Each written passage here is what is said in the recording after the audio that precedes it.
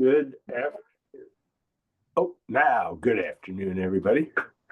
It is 2:00. We'll convene the legislative committee here for the State Building Code Council. Start out with roll call. All righty. Committee Chair Tom Handy. Here. Council Chair Todd Bayreuther. Here. Council Vice Chair Jay Arnold. Let's see. Not seeing them in the room today. MVPE Committee Chair Damon Doyle. Here. Thank you. BFRW Committee Chair Roger Haringa. I am here. Thank you. Council Member Chell Anderson. Not seeing them online today. He's here. He's connecting right now. Oh, he's connecting. There he goes. Chell. I'm here now. Thank you. Council Member Matthew Hepner. Not seeing them online today. And Council Ex Officio Member Representative Alex Rammel. I'm not seeing them online today either. With that, we have a quorum here today. All right. Is there anybody from the public that would like to introduce themselves? So raise your hand. Elizabeth. Hi, Elizabeth Torsky with Cascade Natural Gas. Thank you. Welcome. Larry. Larry Andrews with Andrews Mechanical. Welcome, Larry. Looks like Jay has joined us too. Thank you. Anybody else? Thank you. Anybody else from the public? Ryan.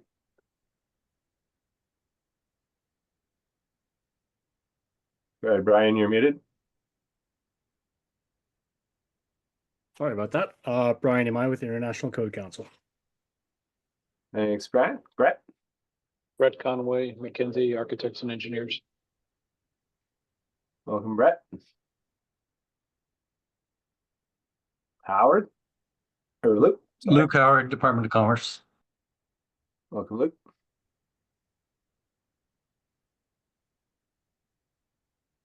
Anybody else? Patrick.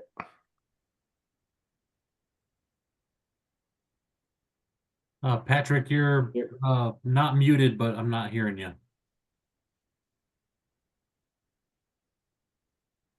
Okay, choose another mic. All right. I don't see any more hands. Next on the agenda then is to review and approve the agenda. So moved. So moved. I'll second it. Moved and seconded. Any discussion? Hearing none, all those in favor signify by saying aye. Aye. Aye. Any opposed? Motion carries. The agenda is approved. Next is to review and approve the minutes from January 30th, 2025. Move approval. Second. Been moved and seconded. Any discussion? Hearing none, all those in favor signify by saying aye. Aye. Aye. Aye, motion carries. Okay, next on the agenda then, let me get to it here. Okay, legislative update. It's been a busy week and it's getting busier by the looks of things, Dustin. Yes. Oh my. Let me update my share before I get rolling because I'm good at doing that without correcting the share. All right. All right, so we should be seeing here the week 5 tracking sheet for the SBCC and the bills that have come across that potentially impact us. The ones highlighted in yellow are the ones of high priority. There is one that's not on here that just came out today that I want to make sure we make some room for discussion. It's Senate Bill 5457. Hold on, my notes on that one are not up on my screen at the moment. 5747. 5747. This is a bill that is looking to allow some options for code users. And it will put it without pulling up the bill and doing a full reading here while I'm pulling it up. It essentially is seeking to allow jurisdictions to choose which code they would like to implement. It would allow a jurisdiction to choose the any of the last 4 versions of the Washington State Building Code or the model codes. And so this one is pretty impactful to what SBCC does. It doesn't necessarily ask us to do anything, but it will, I think, introduce some confusion across jurisdictions as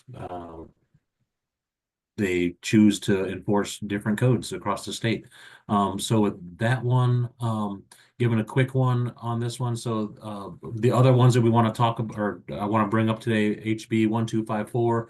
We've talked about the wildland urban interface. That one's going to executive session, and there's been some modifications to that one that I expect to be filed at that executive session. We have the HB 1458 embodied carbon bill, which is going to direct SBCC to do some tag work. We've talked about this one before. We have SB 5429, which affects the membership of the State Building Code Council. We haven't had much opportunity to talk about this one. And then there's also Senate Bill 5552, the Kit Homes building. This one would allow, or is asking SBCC to conduct some rulemaking to place into the building codes provisions for Kit Homes by December 31st of this year, which will be a little bit of a hard task for SBCC to complete while keeping the 2024 codes on track. And also complying with the Administrative Procedures Act. That one, if it passes out of the session in April, the draft language will need to be filed sometime in September to observe the rest of the timelines for the Administrative Procedure Act process to get it done by December 31st. So with that, I would turn it over to you, Mr. Tom, and I got some hands up here, and it sounds like there's some discussion wanting to happen here. And you're muted, Tom. That figures. Larry, you had something right off the bat. What do you have in mind here? I would just like a copy of this sent to me. That would be very helpful. I haven't been able to get this online yet from council. It's posted on the meeting page, Larry. Huh. Well, I haven't been able to get to it, so. So I will share my screen and show you how to do it. Okay. So if you go to our SBCC homepage on the legislative committee meeting, Okay. you have the agenda here. We have the week 5 tracking document, which is this is what pops up online. Okay. Thank you. You're welcome. I might comment, Dustin, it doesn't come out until a day or, shortly before, I don't know when, but. We're getting this tracking document up in the 4-hour time limit for the meeting here. There's one thing that we aren't able to post in that time frame, which is the outlook for meetings of hearings and executive sessions for the next week. That kind of happens on Wednesday night, Thursday morning for the updates there. And so I don't have that information to post with this document in time for this meeting. So Dustin, this didn't get posted for 4 hours before this meeting then? Or I No, tried to get no. a hold of it last week. Was it then at last week or not? So the day before, so we get these bills that are coming in all week, and so in order to make sure that this is the most up to date for this meeting, we're posting it 24 hours before the meeting, which is the minimum time frame. Okay, thank you. And you You're can get most of it by looking at the previous week's one, only things that are new or things that might have changed would be reflected in the most current one, so. Thanks a lot. Damon? Thank you, Mr. Chair. Of the 4 things highlighted here, and then the 5th one that Dustin brought up, 5747. Since we've talked about that, I have a clarification and a question. Clarification first, I've read through the bill. It's pretty simple. It's only 5 pages. And the ability for a jurisdiction to choose a previous iteration of the code only applies to the new definition of affordable housing. True. So it's not a blanket thing. Affordable housing projects which meet the qualifying criteria may be constructed, altered, or repaired according to any of the previous 4 building code standards or the current IBC model codes. So just a clarification, this isn't some kind of blanket thing. More importantly though, Dustin, your email noted this bill is going to be highly impactful to the SBCC and our mission. So I went to the website. I can't find a mission statement, so I'm curious. Oh, well, I guess the mission that I'm referring to is the adoption and amendment of building codes for the jurisdictions. I'm not referring to any mission statement that's out there. Just as our task for adopting and amending the codes, I feel that if there's multiple codes in effect or being enforced across jurisdictions, and even if it is for just affordable housing or low-income housing, I think it can provide some confusion for those who might do work in multiple jurisdictions if there's differing requirements across the state. So there's no specific mission statement I was referring to in that message. Okay, and I actually that brings up a good point. A mission statement may be something we want to consider when we have free time, because we know we all have lots of that as a council. But that being said, I think our mission is simply to adopt codes. We're not there to enforce codes. So therefore, I don't know that this bill necessarily goes against our mission per se. But yeah, it's an interesting bill nonetheless. That's my comment. Thank you. Okay, Roger? Yeah, I guess if we're gonna, I have not read this, so I have known about this for a hell of about 13 minutes. I think, Damon, our mission probably can be couched out of all of the RCWs that give us direction. My guess is it would be there is where I would go to look for it. My comment on the effects of it, even if it is only for affordable housing, as the person representing structural engineers, I would be against this. Not knowing, number one, which municipality is enforcing which code would be a nightmare in order to figure out. Number two, we are set up to produce documents for the most current code. That includes general note packages, everything.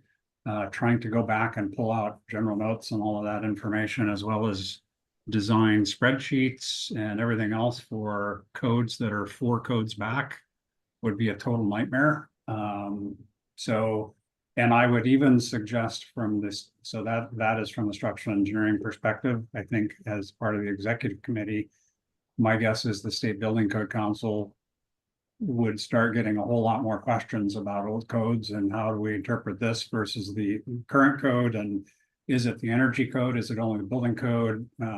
So I see I'll want to say it nicely, a total mess if this bill goes through. So that's my comment. Joe? Yeah, I'm just reading this now as well. And my first question is, who gets to choose which code? to use, because it looks like in section 5 and section 4 that the applicant would get to choose which code to use. Is that correct? Does anybody spend more time with this bill?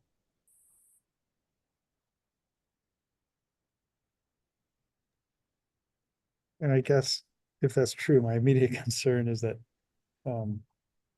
building officials are usually trained in a code.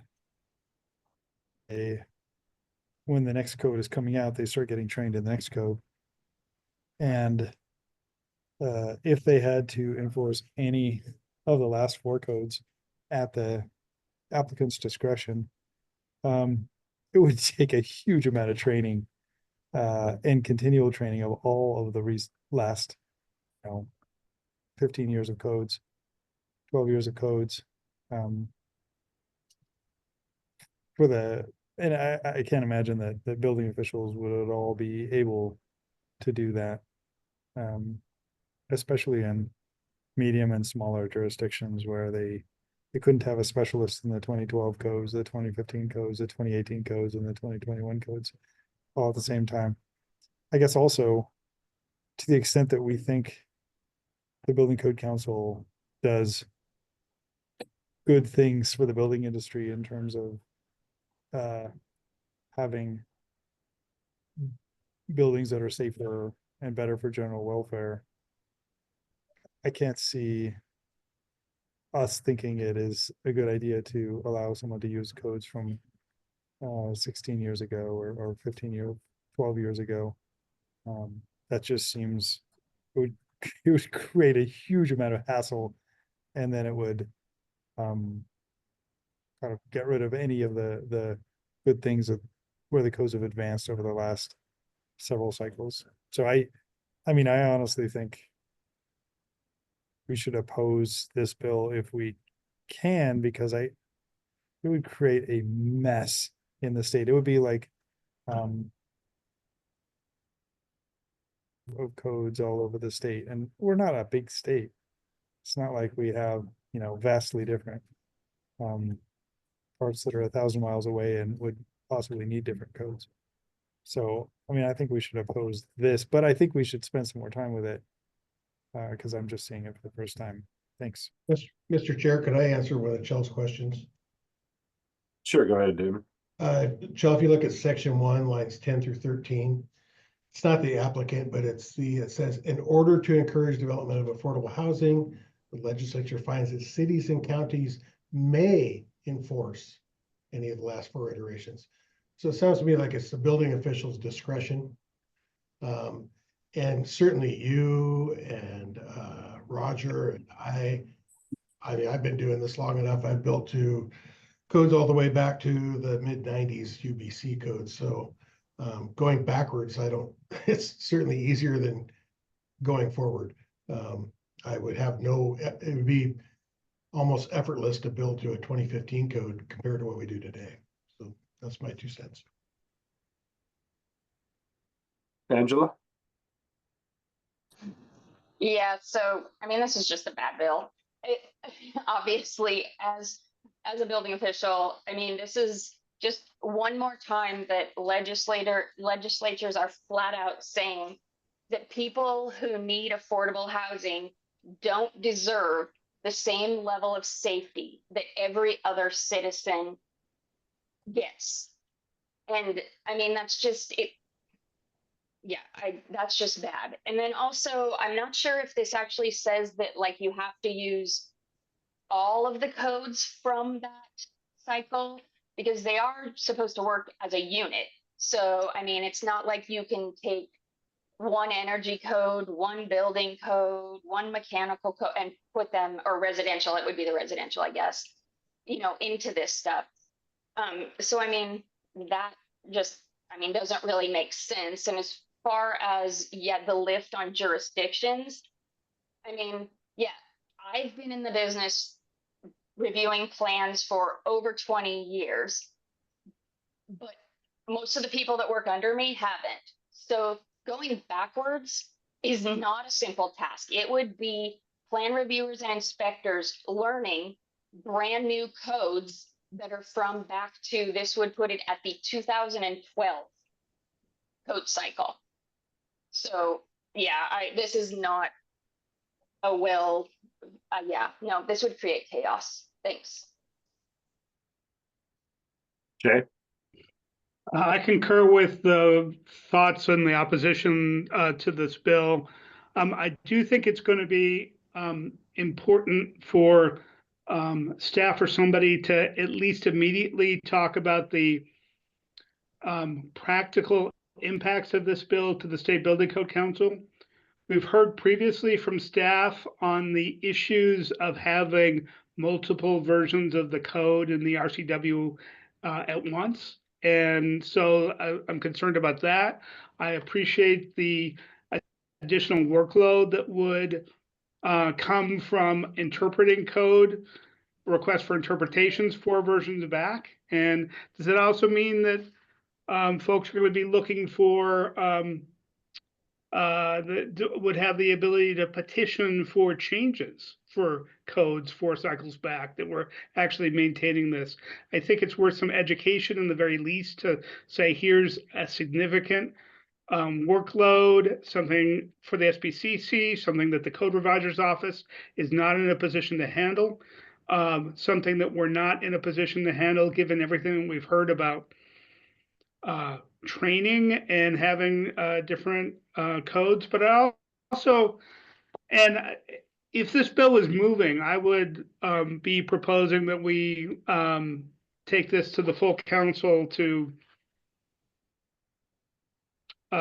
formally oppose it. However, I'll also note that next Friday is the policy cutoff. So I think we just we especially need to watch this bill and see if it's going to get a hearing. If it doesn't get a hearing before the 21st and get recommended out of the policy committee, it's not moving. So we should keep that in mind too in thinking about our reaction to this.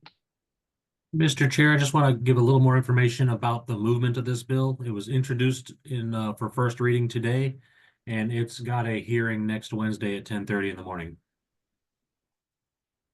at the Senate Committee on Housing.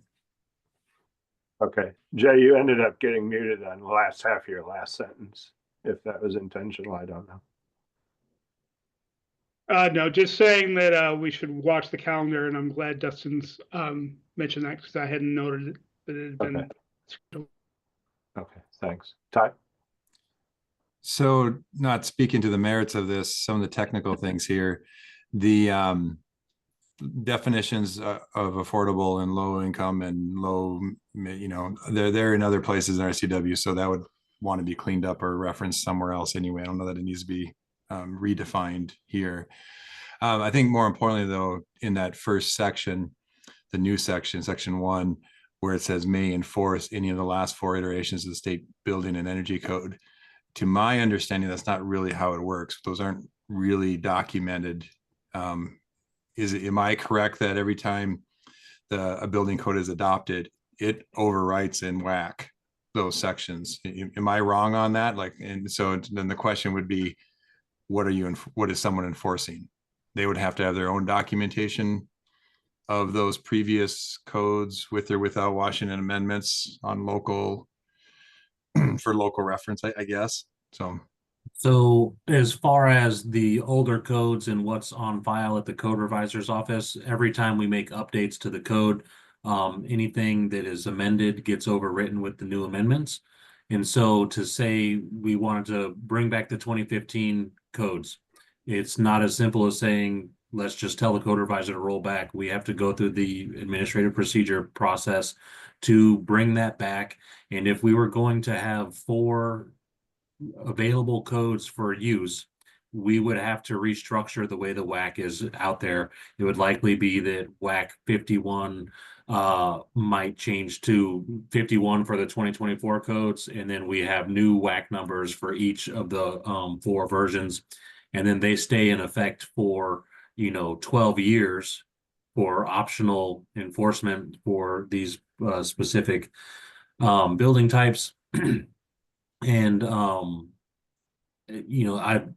this one's brand new. I haven't had a chance to fully digest exactly all the implications, but the old code isn't as easy as just saying, you know, let's bring that back for use. If we want to bring it back in the WAC, there's a process that we need to follow to get it. And I think that we would have to create new WAC numbers essentially to have it all in file. It's not like there are WAC archive folders Correct. existing anywhere. And then the other thing the question I have for cities that do adopt local codes, Seattle and Kirkland, Jay, Bellevue, I know. Yeah. You know, when they do adopt local, what's the approval process, right? On that, or are they simply allowed to reference back to somewhere on their servers and or websites? I just don't know. It's interesting questions. Okay, thanks. Yeah, Larry. I don't think the comments about being unsafe is appropriate. I mean, my house was built, I think, in 1928, and I've lived in it all these years, and I'm still alive. And that surely a house that was built 4 codes ago is acceptable to what energy standards are right now. I mean, what the whole thing here is the cost. I mean, the cost is getting prohibitive for low income people, and we're throwing them out on the streets and if you don't realize it, I mean, it's right around 0 here today. Okay. And if the wind's whipping, you might have a 15, 20 below wind chill here. Okay. And so we got to come up with a way that we can build affordable. I mean, my house in the last 5 years, it went from 128,000 to over $300,000 now with a cost. I mean, what they say the taxes are on it, and what we were building for under 200,000 is over 500,000 now, and you can't build affordable for people. I mean, the average salary here in the Spokane area is about $60,000. And a lot of those people only have one income coming in, okay? And they have a family. And when you pencil all this out, there isn't the money to have a house, okay? And so you can't make it affordable anymore because you've just overdone it too much. And in this relentless amount to get your energy lower, I mean, I knew this in 2008 when I built our patented building system, and the house was roughly 2,700 square feet with a garage. And by the time we still blow your system out of the water with our system, but it cost $1.5 million. Okay. And that's why I haven't pressed it too much, because yes, we can build these homes to this efficiency, but nobody can afford them. Very few people can. And that's in the Spokane area cost. The cost in Seattle are more than double of what our costs are.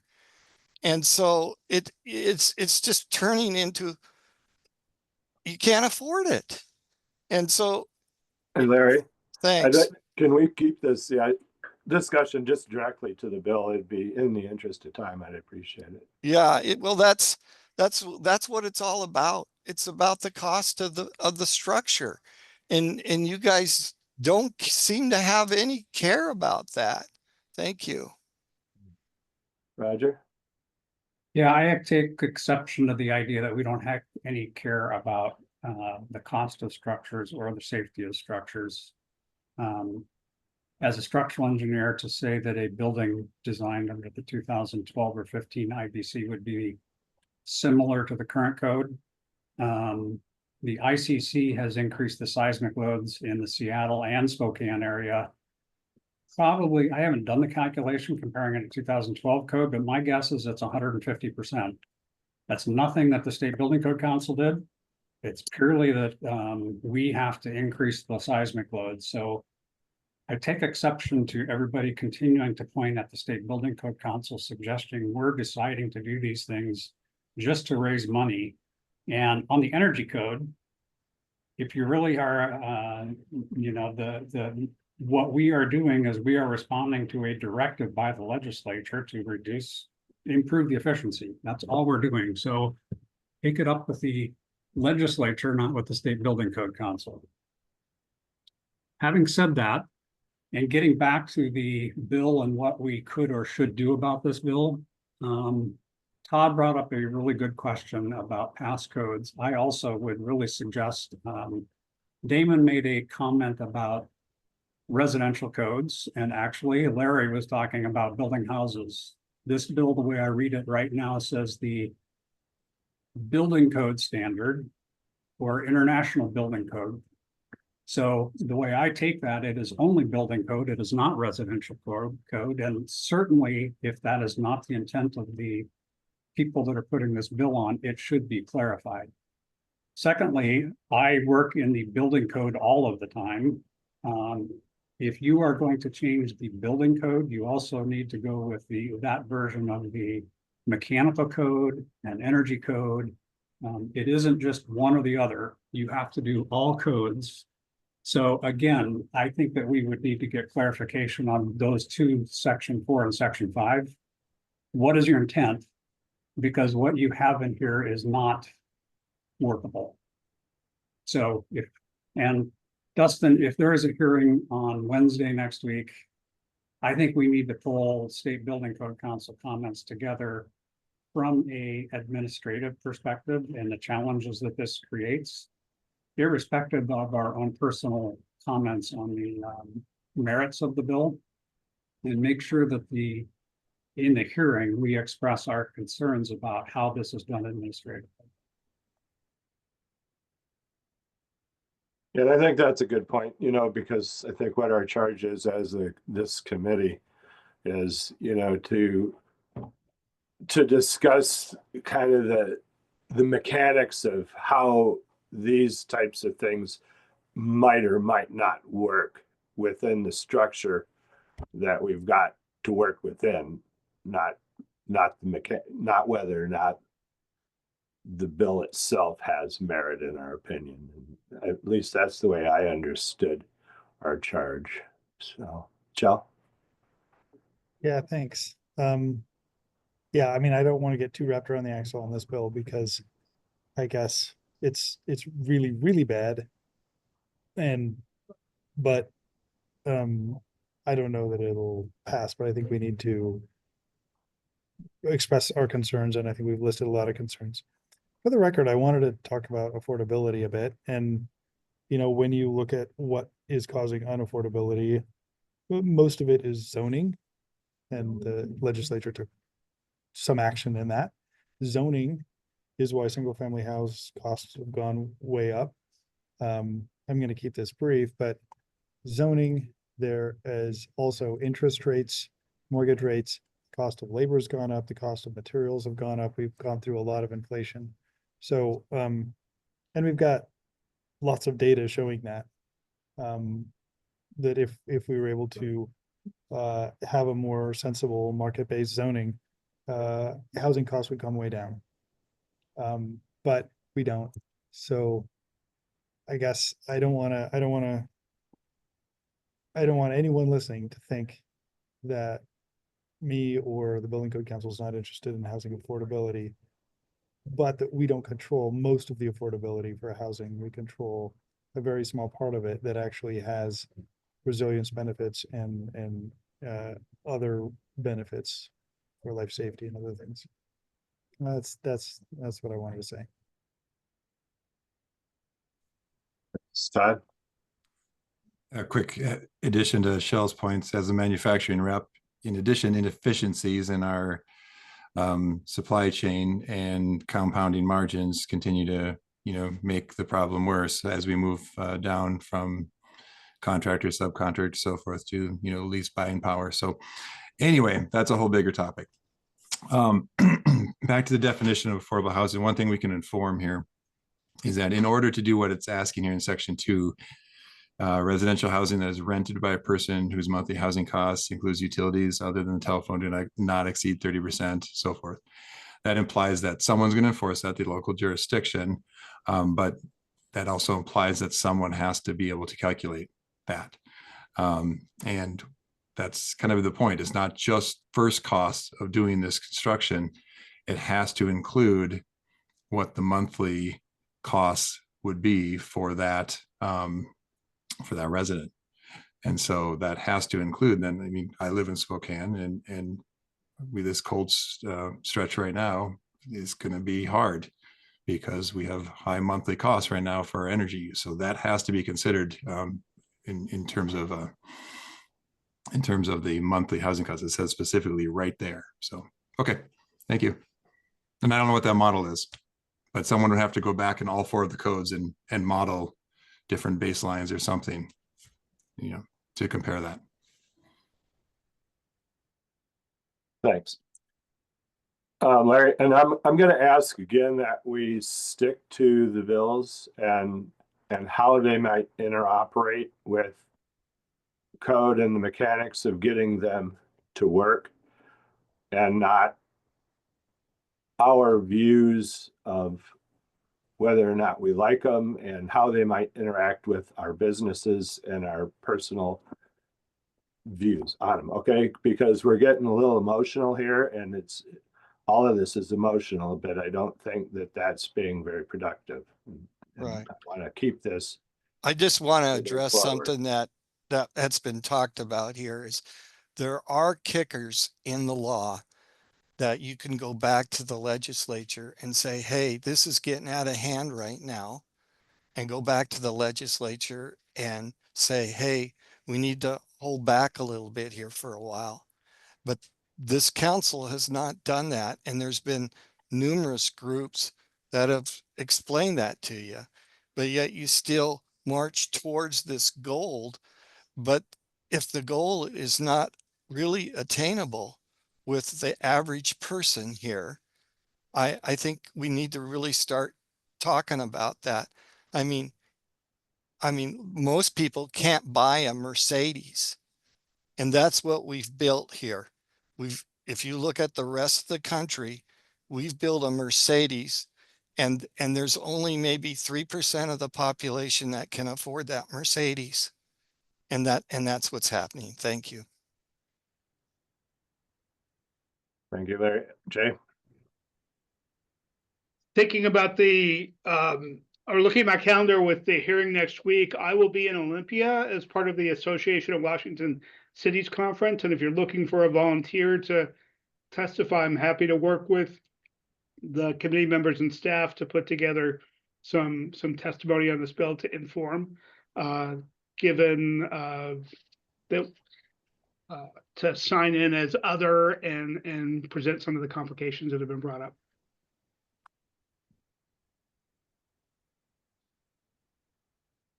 Okay. Damon? I'm not sure, looking at the 5 bills that we've highlighted as important, that this one rises to the level of providing testimony and or ignoring the other 4.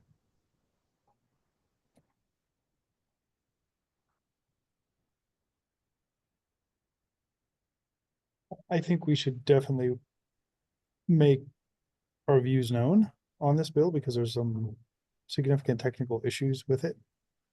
If Jay's willing, I think it would be good to provide those at the hearing.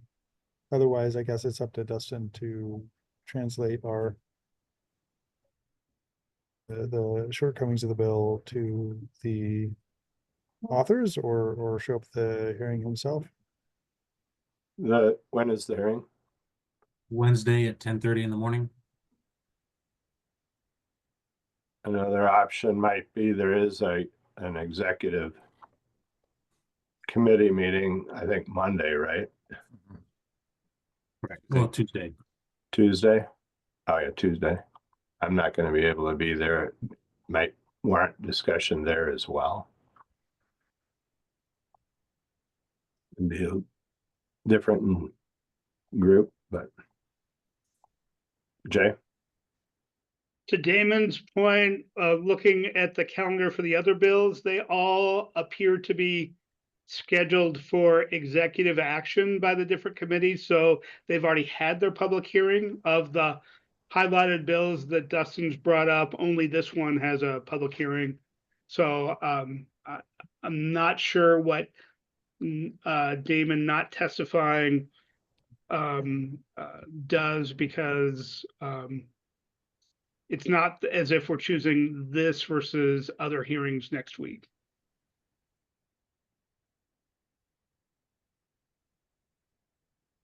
Roger? Yeah, I'm unclear if we make motions in this committee in order to do so, but I would like to make a motion that we ask or assign or request that Jay work with Dustin to attend the public meeting, and sorry, my language is failing me, on Wednesday. But I do want to make it clear, while many of us may disagree with the merits of the bill, I think that the testimony needs to be focused on identifying the administrative challenges that it creates, both for the State Building Code Council. I would ask for the State Building Code Council, for building officials, and for designers. But I think if I would like to see us testify and at least publicly state the challenges that it creates. So I don't know if I have a second, or if somebody can. I'll second that very short motion. Take that motion a little more clearly. Thanks, Todd. Yeah, I don't think we could have someone more qualified than Jay in that position to also represent the perspective of a jurisdiction. It's been moved and seconded. Todd, did you have anything more to say? Your hands up. Oh, that actually was what I was going to do. Is there any other discussion on that then? I would just add, I interpret, Roger, your motion that it's a request to have Jay inform, and we've kind of used that term consistently, that it's to inform it, and that's exactly what the conversation has been so far. Yes. I'm sorry, I had to step away for a moment. Could somebody restate the motion?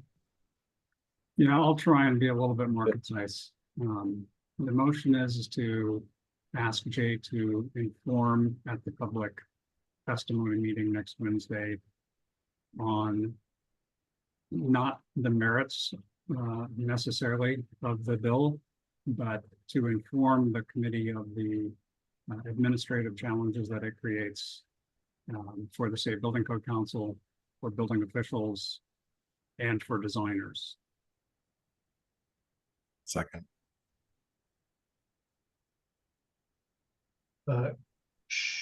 We have a executive committee meeting before this hearing, is that correct?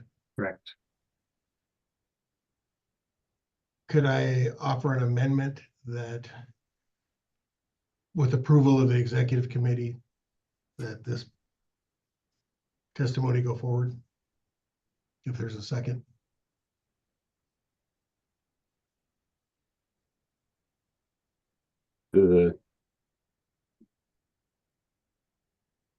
Hearing none.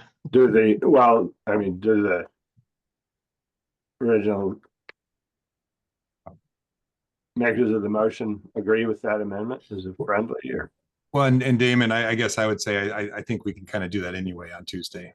So if that, but if you'd like to, I don't, Todd, you handled this process last year, perhaps the year before. What has been, have we testified at any hearing, any bills so far? we have. So if I remember how we've set this up this year, we did give the legislative committee the ability to inform. So in my interpretation, that's what we're doing right now, is we're specifically stating on a bill and with a person that we're asking that person to inform at a hearing. Okay. But we've been very clear that going beyond that, taking a position requires the full council, and the legislative committee or the executive committee would bring that forward to the full council to take a position on that. Okay. And the information would come with an unbiased approach. So Damon, my intent is exactly that, and that's why I fumbled over it, but I don't want us to take a position. The idea is to inform of the challenges that it creates administratively. I am fine if we want to add getting approval of the executive committee on Tuesday. I will just comment, I think most, if not all, of the executive committee is on this call. So I'm not sure why we could or should bring it back up on Tuesday, other than if Dustin and or Jay would have a little bit more clarity on, hey, here's the points we're going to bring up to the executive committee, and I think that's fine. So I'm fine as a friendly amendment to add with approval of the executive committee next Tuesday to the motion. I think that it'd have merit personally. I mean, I'm not going to be able to be there, but it would be nice to kind of hear the final product. I believe. Jay. Just for clarification, Dustin, have we provided any testimony this legislative session? Yes, sir. Chell testified on the embodied carbon bill, HB 1458. And I provided testimony on HB 1254, the wildland urban interface bill. And those are the only two ones that we went to. I had desire to do some testimony for SB 5552, but we had some meetings going during that hearing, and we were not able to send a delegate. Okay, thank you. Jay. And I appreciate Roger's suggestion of having some draft remarks or draft talking points for the executive committee meeting, and I will work with Dustin to do so.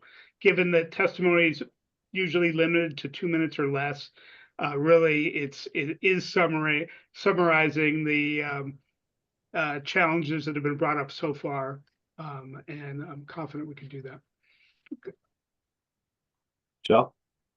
I guess I've been assuming this time that Dustin, from time to time, you reach out to bill sponsors or others and provide feedback from the legislative committee to them. Is that correct? That does happen on occasion. Sometimes the sponsors will actually reach out to us as well, and provide some language for comment on and how it might affect our process. And so any contact I've had with the legislators was just seeking to inform on the SBCC process, not on the policy being asked to be implemented. Okay, thanks. But Dustin, you have not had any discussions with these senators on this bill? No, sir. Okay, no further discussion then on this motion. All in favor of doing this and running it by the exec committee then for final approval, signify by saying aye. Aye. Any opposed? Okay, motion carries. All right, well, that did kind of tee up something, Dustin. You did get a request for information about the WUI code. Did you want to talk about that at all? Yes, so in the goings on with the WUI code, Representative Dewar has provided some updated draft language for that. I sent that out to this group for some additional looks and input. There's an anticipated revision to that bill going to be introduced. I'm not sure on the timing of how that will occur, but we're looking at the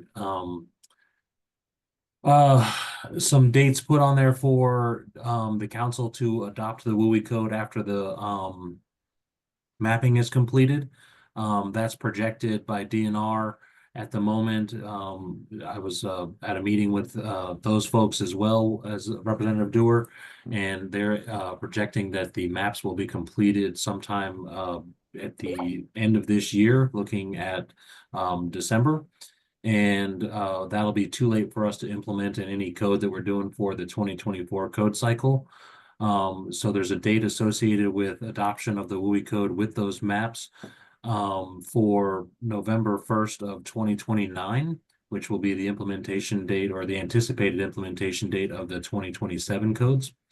Along with that one, I had proposed to Representative Dewar that there might be an avenue for a optional WUI code to be developed by the State Building Code Council. The optional WUI code would be mainly an attempt to draft a WUI code that takes into account other laws and statutes in the state of Washington. For example, fire apparatus access roads and water supply requirements were something that was amended out of the WUI code in the last version. And those are controlled by other statutes in Washington. So that would be a section targeted for non-adoption for this optional code as well. And to get ahead of some of the defensible space and building hardening difficulties that we've had in the past to start working it out before it's a mandatory code across the state and to be proactive on that. And there's also some provisions in there allowing or not allowing, but seeking to let local jurisdictions have a little bit more control over making some amendments to that WUI code.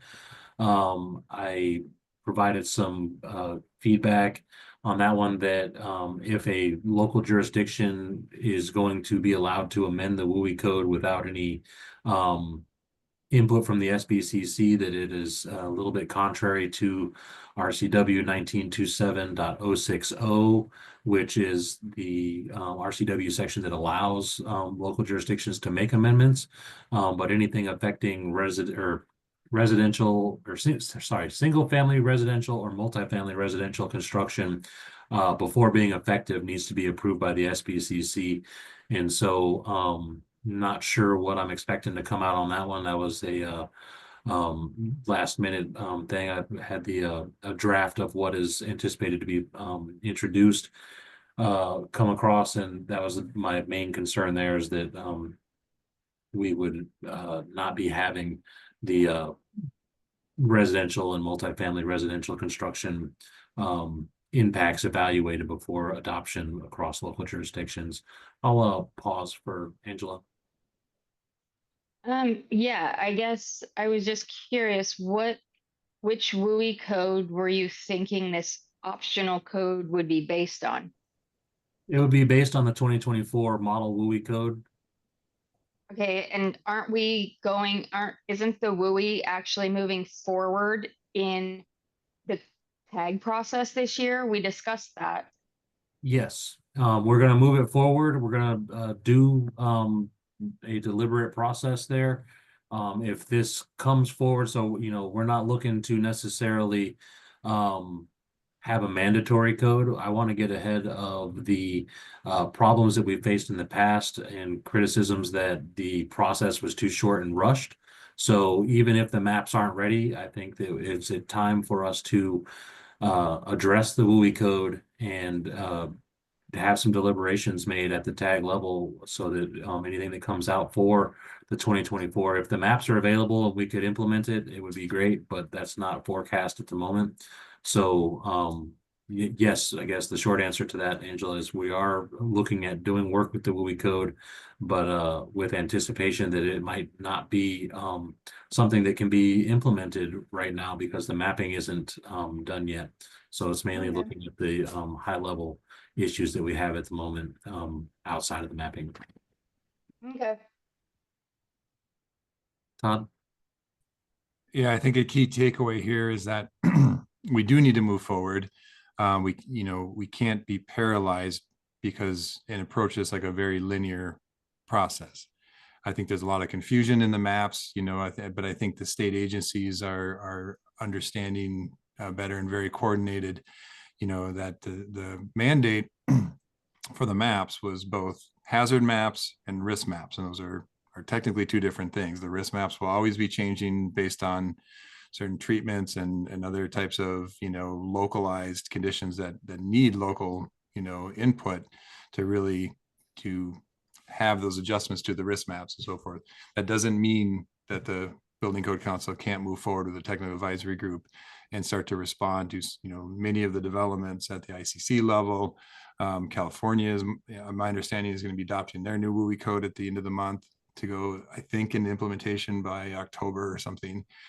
So it's like it's very important we get going. And the other thing that we've heard from East Side counties and cities is they're still going through their comprehensive plan update right now. So I know the West Side is completed for the most part, but some of the West Side counties and cities are moving into 2026, you know, adoption of their comprehensive plan and want to have this be a very integrated process between their development codes and the building codes. So that's a push to keep moving forward. Micah? Thanks, everybody. Thanks, Dustin, for working on this bill. I did suggest some modifications to what you propose as a shall requirement to a may requirement. We've all heard that the SBCC has staffing issues and time issues, and yet you want to have an additional code outside of what is actually required for the WUI code right now. Right now, there's no requirement for a WUI code until the mapping is done. One of the suggestions we made was a date certain for the next WUI code to be implemented. We're anticipating that DNR would possibly complete their map in the next year and a half, possibly. And at that point, that would give us an opportunity to develop a state WUI code and have it implemented with the 2027 codes instead of trying to rush through. I understand you want to get on top of something, but the last complaints for all the public comments were that it was too fast. They didn't have enough input. They didn't evaluate the Growth Management Act and other things in coordination with defensible space. And now we want to go through and create another state WUI code within the next, what is it, December 1st of this year, 8 months, 9 months, which again, wouldn't be enough time to incorporate all that. So I think that hopefully the may language for this requirement or option would remain where the SBCC can determine if that's viable or not. But I believe the date certain for implementation with the 2027 is a much better option that should be supported. And jurisdictions can currently adopt and use the entire 2021, 2024 WUI code or portions thereof. And if they would like to modify that, they would have to go through approvals from the SBCC as required by RCW 1927, I believe it's 060. But again, there's already options for jurisdictions to make modifications if they already have a map or adopt the WUI code if they've already have mapping done. But I think trying to do an optional code is probably not the best use of our time since we're already behind the 8 ball on a lot of stuff. And there's a lot of, I believe, development and inclusion from other groups that want to occur. So I think the 2027 code adoption timeline is probably more viable. Thanks. I have a couple of questions, Mike, if you can stay online. And, you know, again, our focus here is talking about this specific bill, because if the bill doesn't move forward, there still are, you know, certain prescriptive, you know, limitations on what we can do anyway. So maybe we're kind of getting circular there. So I think we're talking about assuming this bill could go through, then what, right? And then we're saying, what would that mean starting our WUI tag process, reviewing ICC level, you know, model code, so forth. But I guess my question to you, Micah, is, and or anyone else is, do you see this as a very linear process? I know what the legislation or what the RCW says, that, you know, we have to wait until after the mapping, or that but is it really that linear in your mind, or is there plenty of development that could happen and maybe even inform the hazard and risk maps? And in addition, it's not just developing the maps. Commerce has to also develop the process that local jurisdictions shall use to develop their amendments. So, and while you're pondering that answer, we've got about 30 seconds before this meeting is over, so if there's a motion to extend for 15 minutes. So moved for 15 minutes. I've got another item I would like to at least chat about briefly. Second. Second. Okay, moved in second, all in favor? Aye. Any opposed? Nay, I have to leave. I apologize, but please carry on without me. Thank you, Damon. Okay, motion carries. Go ahead, Dustin, sorry. So thanks for the question, Saad. I agree this legislation does need to go through. I think it's going to have enough support to do so. Even with some of those additional options, it's just, I think the focus needs to not necessarily be on this code cycle for developing a WUI code. I know that's something that the council's already voted on. But again, the last comments, I mean, when we did WUI code development as a work group, we worked on that for a year and a half, and then it went through the tag process for 6 or 7 months. And the argument at the public comments was that was not enough time to evaluate everything. And now there's an indication that the SBCC should do some type of WUI code, optional WUI code adoption in the interim between now and when maps may be completed at the state level. I think that the current legislation and current RCW states that jurisdictions can already have a map. They can already implement the code, all of it or portions of it. And if they want to adopt it, they need to come back through the SBCC for approval, or modify it. They need to come back through SBCC for approval. And so those options are already there. I think there's many jurisdictions that have already adopted WUI code, have done mapping.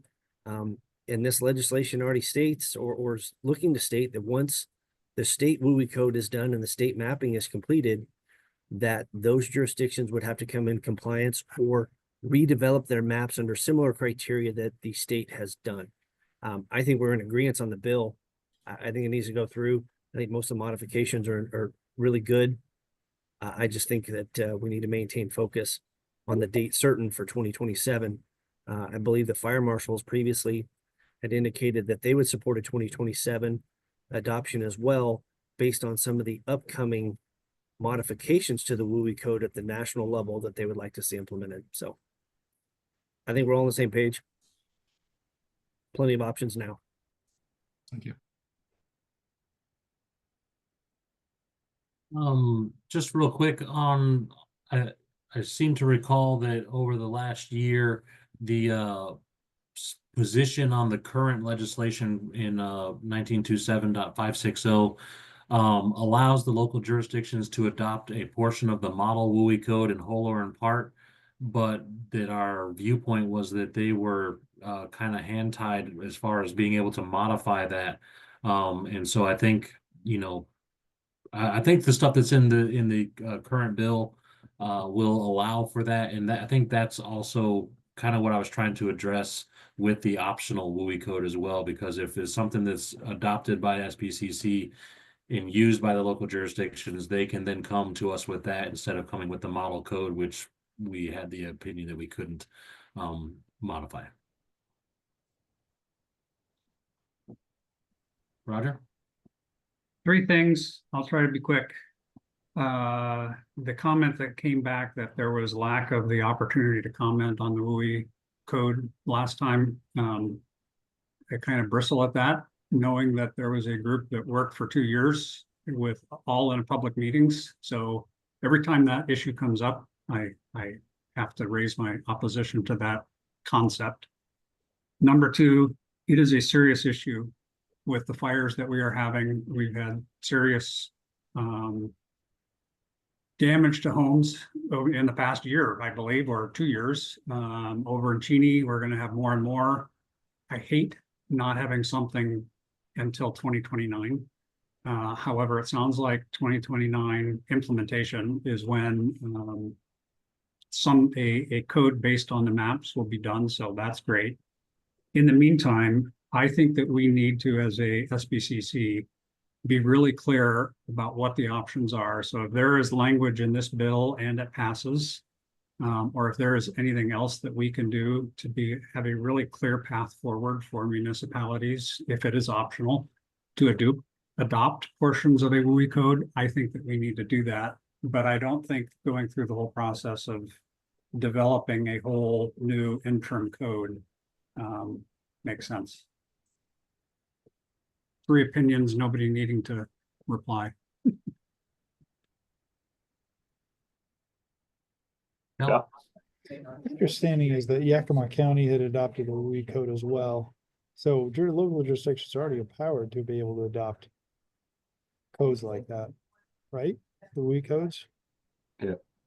Okay, so nobody's being prohibited from doing so now. This would just potentially allow an easier adoption for maybe a jurisdiction that doesn't want to do it alone, I guess.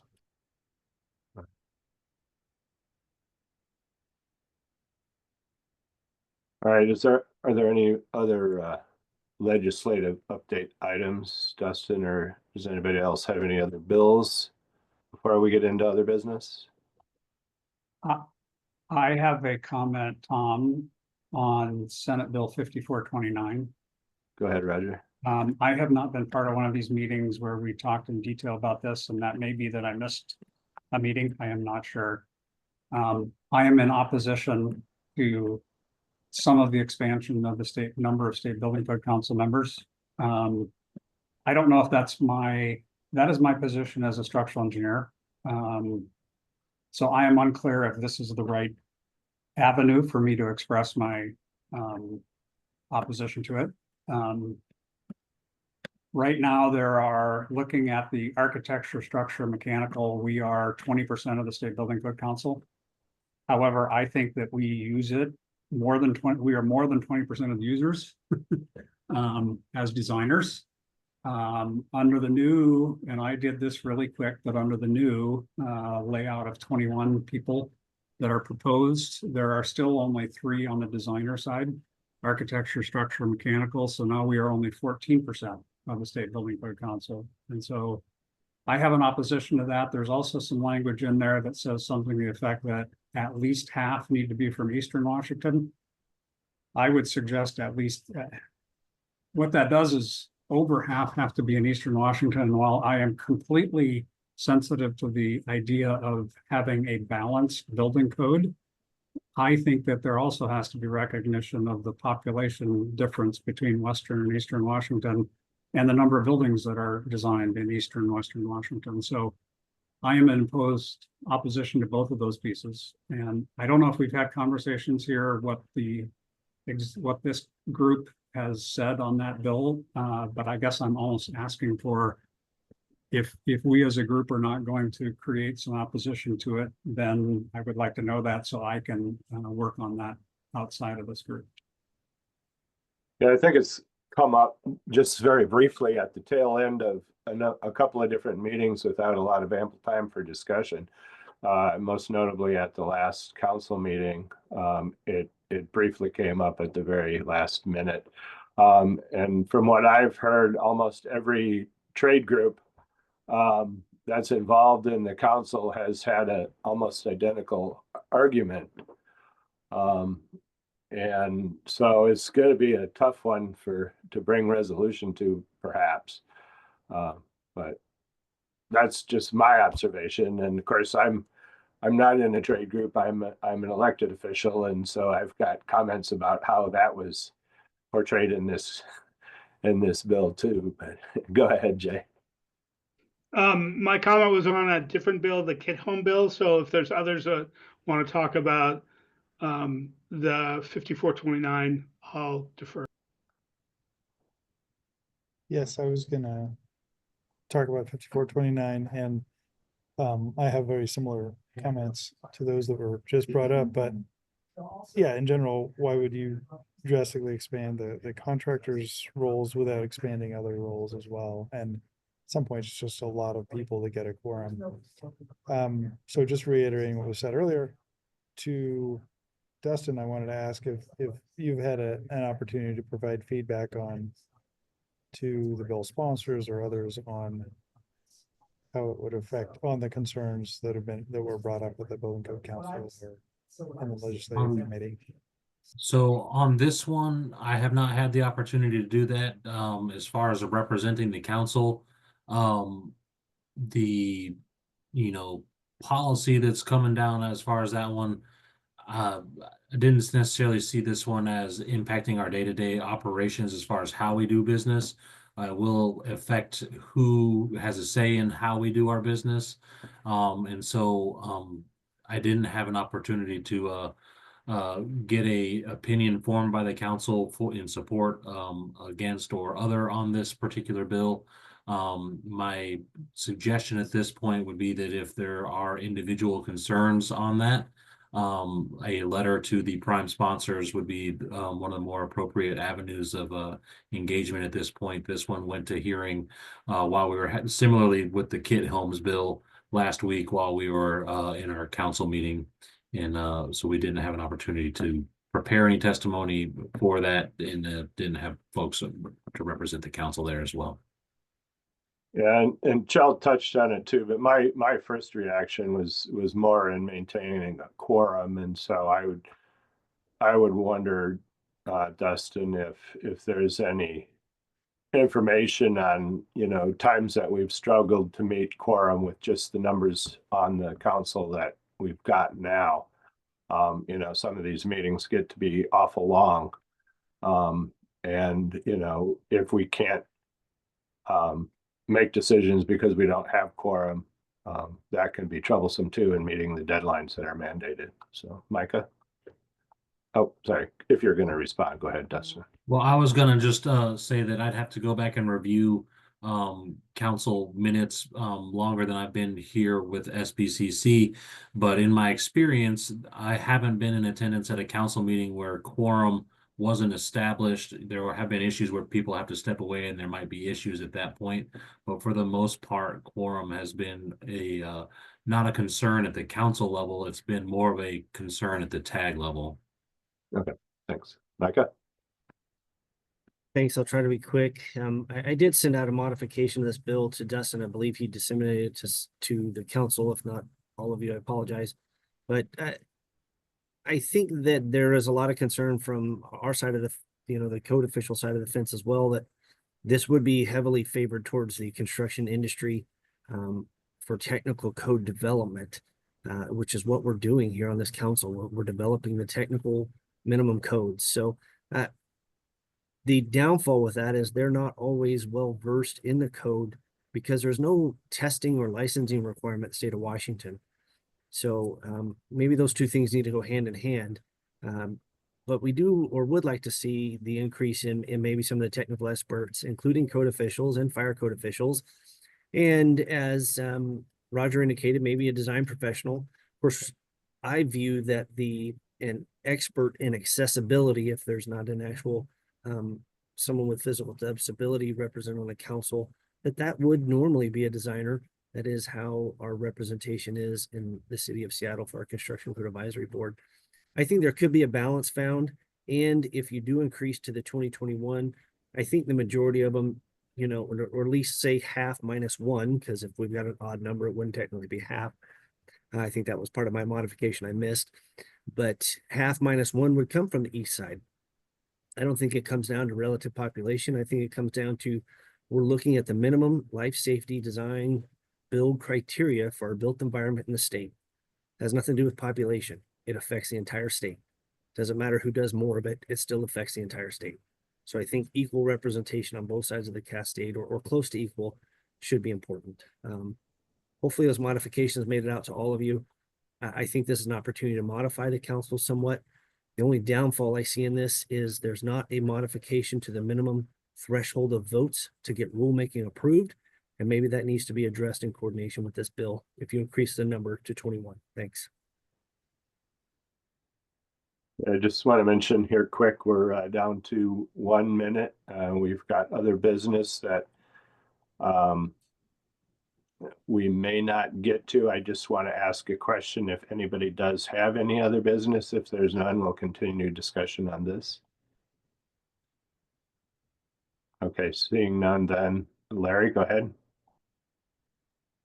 I think the reason why on general contractors, to which I am a general contractor, the general contractor has to pull all your trades together and make it happen.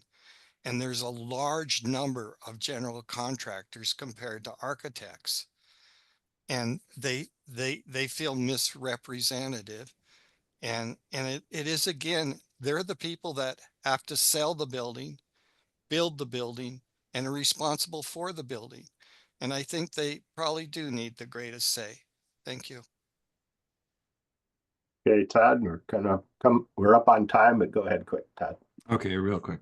I think what's come out of this is hopefully a healthy discussion, moving aside the kind of political balance of the council. I think it actually functions very well in terms of representation, and like any of the seats, I would argue I struggle to represent all of the materials. I do my best to get the 3 or 4 main structural materials, but definitely am not representing the non-structural materials to a level.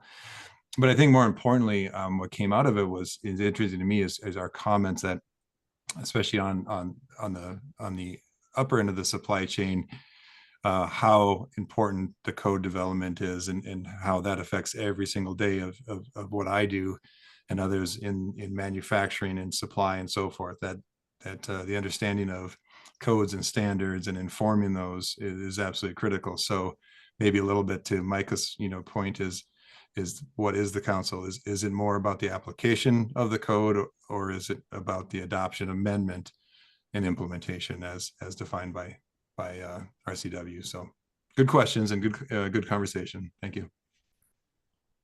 Okay, we'll wrap it up with Jay.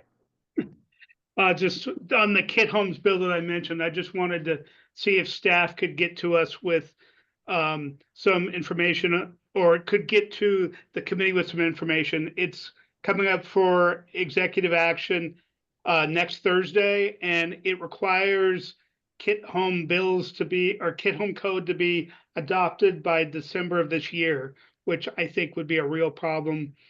Just counter-wise, given our workload, I just want to make sure that there's a plan for staff to at least communicate that to the House Local Government Committee. Yes, there is a plan in place for that one. I've got some feelers out for that senator to express the difficulties in completing it in that time frame. I do agree with the sentiment of the bill that the housing affordability and availability is a prime concern in the state of Washington. And so saying no to that bill is not what I'm looking to do. I'm looking to say that we want to do it, but we need more time to do it. Great, thank you. Okay, well, thanks for everybody for sticking around. This time of year especially, this meeting could probably go on for another hour and a half, and have plenty of time, things to talk about. I wouldn't mind making it an hour and a half. I know everybody's schedules are busy though. But if it comes down to it, I'd be in favor of doing that. But maybe we can discuss at some point. But anyway, maybe we can chat about that over email and come to a consensus whether or not we want to do it. I know we've talked about it before and didn't, but we continue to go over time. So let's continue to consider that. All right, motion to adjourn. Moved. All right. That's all it takes. Thanks. See you later. Thanks, Thanks, everybody. Appreciate the time today.